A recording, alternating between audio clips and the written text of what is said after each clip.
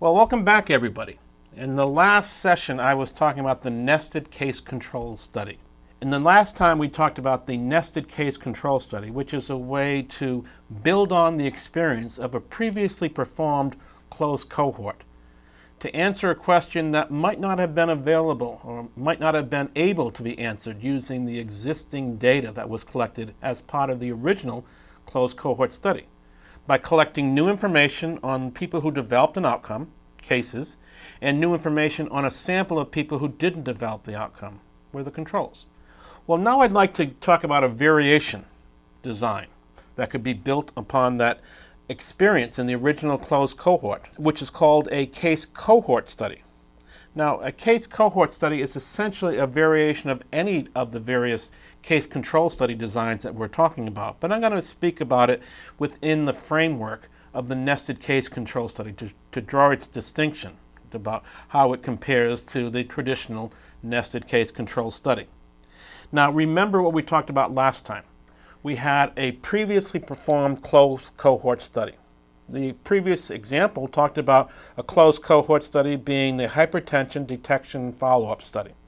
So the closed cohort study would have given you data like these. It would have been able to give you the information on everybody who was exposed in the original cohort, everybody who was non-exposed, who developed the disease in the exposed group, who developed the disease in the non-exposed group. So you could collect information on risk ratios and disease odds ratios on everybody in the previous cohort study. Then I introduced the notion of the case control study and the nested case control study to say we could estimate what would happen if we had the full cohort information by just looking at the people who developed the disease, the cases, and taking a sample of the people who didn't develop disease, selecting our controls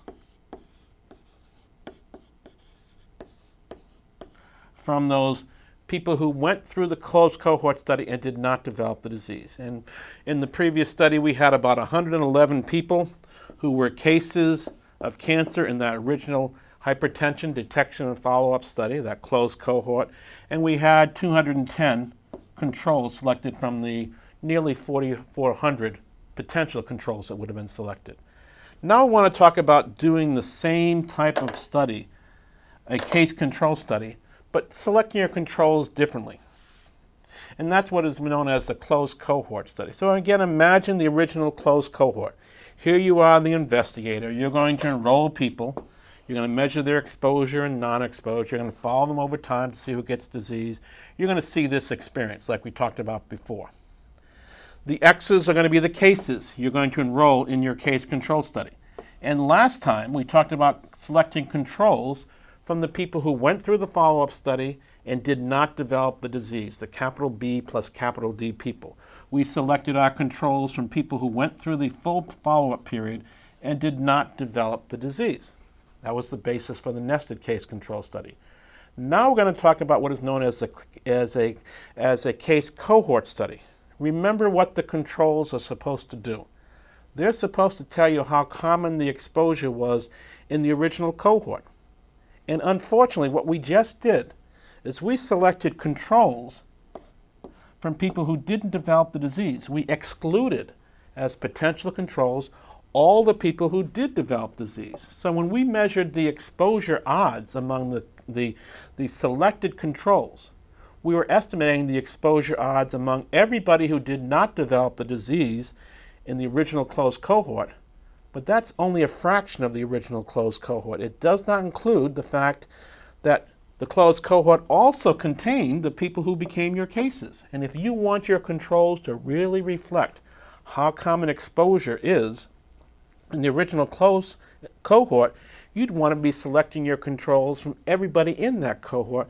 You'd want to be selecting your controls from people at the beginning of your study and seeing how common exposure is among that. If you select your controls from everybody in the original cohort, then you'd be doing what is known as the closed cohort rather than the nested case control study that we just talked about. In the closed cohort, as I say, your controls are selected from people who were in the cohort study to begin with. Your cases are those people who developed the disease during the study. So in your study, you're going to have your selected controls, the people who were at risk for developing disease in your cohort study, along with your cases. That's the basis for a case cohort study. Your cases are people who develop disease. Your controls are people who were at risk for developing disease at the beginning of the study. Well, if you did a case cohort study, you'd be selecting your controls not from the non-cases of disease, not from the capital B plus capital D people. You'd be selecting them from everybody who was originally in your cohort study. So if Walter Willett had done that, a case cohort study rather than a nested case control study, he'd be selecting his controls from all 4,480 blood specimens that were in that freezer. When he measured his exposure odds ratio in the resulting case cohort study, asking how common is low selenium among the cases, how common is it among the selected controls, he would be getting an estimate of what the risk ratio would have been in that original closed cohort study if he had analyzed the selenium levels on all 4,480 cases. That sounds good.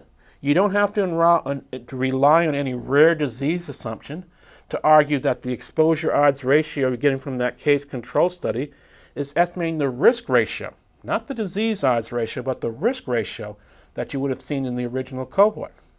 That's a very good strength of the closed cohort study over the nested case control study.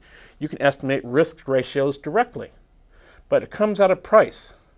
Because remember, what the controls are doing is they're answering the question, how common is low selenium among all 4,480 people in the original closed cohort? It's as if you closed your eyes and you pulled out from the freezer a couple of hundred specimens, a couple of hundred frozen blood specimens. Those were your controls. Now remember, in the original closed cohort, it contains everyone who was at risk for developing the disease cancer during the follow-up study, including the 111 people who did actually develop cancer. So it's possible in a closed cohort study, when you're selecting your controls from everybody you started with, all 4,480, the same person who's in one of your cases is also being selected as your control. And that's going to cause some analysis challenges. So the way we analyze case cohort data has to take into account that it's very possible that the same person might be in the column called cases and in the column called controls, because the controls are reflecting everybody at risk when the closed cohort study was developed, including those people who later on went on and developed cases, who later on developed cancer. So the way we analyze that data has to be differently. That's the downside of case cohort studies. They're not as easily analyzable as they are as the nested case control study, because in Dr. Willett's study, the nested case control study, the controls were only selected from the non-cases. Nobody in the control group could be anyone who was in the case group, because the controls were only selected from the non-cases.